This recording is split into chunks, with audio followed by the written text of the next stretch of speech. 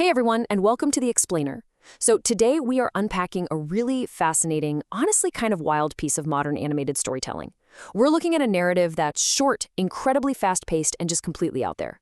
It's all about the captivating journey of a hardworking crow, its baby, and, well, a surprisingly luxurious genie.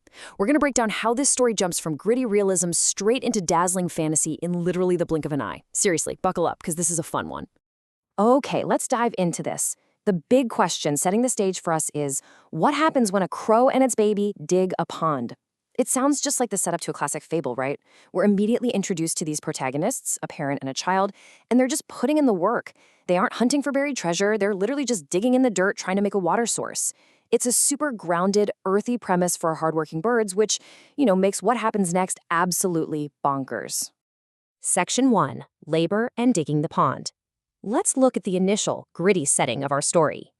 So, let's trace this sequence of events. Step 1, the labor. You can practically feel the dust and mud as the crow and the baby are just toiling away. But then, bam! Step 2, the inciting incident hits and the pacing just explodes. A sparkling genie suddenly pops right out of the digging site, which shoots us directly into step 3, where the birds experience extreme happiness. I mean, the shift in tone here is giving me whiplash in the best way possible. We jump from mundane, exhausting physical labor straight into pure wonder and joy. The story wastes absolutely zero time getting to the magic. Moving right along to section 2, the magical genie emerges. This is where we leave the mundane behind. And this brilliantly illustrates just how immediate this magical reward really is. Imagine, digging a muddy hole for a basic pond and accidentally unearthing a magical being.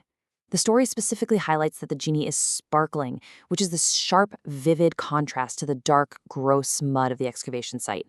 It's the ultimate instant payoff for their hard work.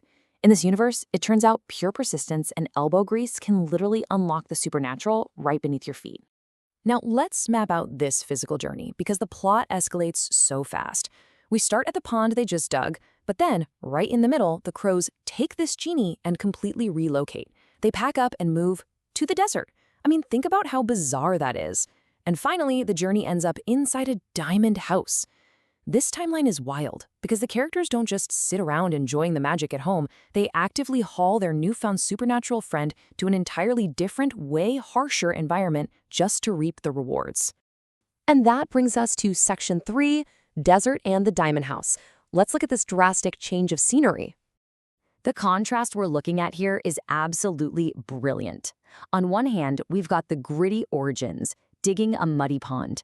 On the other hand, the final result, a shiny diamond house in a dry desert. It's just a fantastic piece of visual absurdity. There's some real humor in the logic here. You find a magical entity while digging for water, and what's your first move? You immediately take him to the most arid, dry desert imaginable so he can build you a luxury home.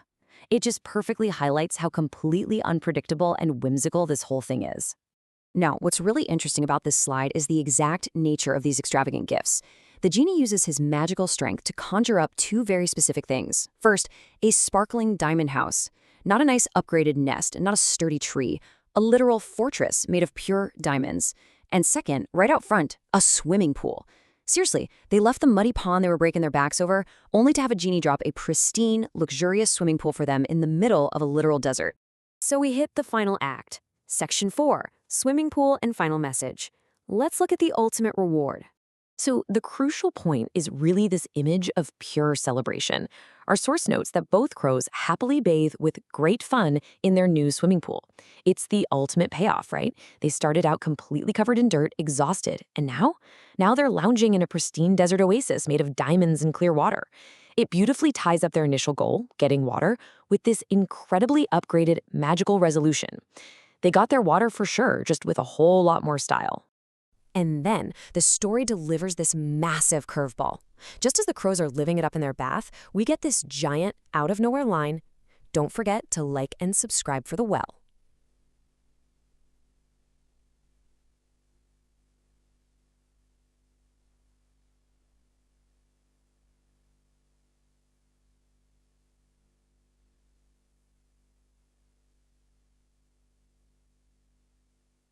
I mean, wow, it is a literal meta-narrative YouTube call to action.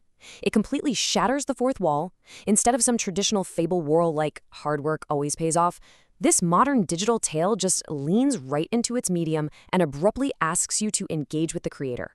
It's quirky, it's super sudden, and it perfectly captures that wild, unpredictable energy of internet storytelling. As we wrap up this explainer, I want to leave you with a final thought to chew on.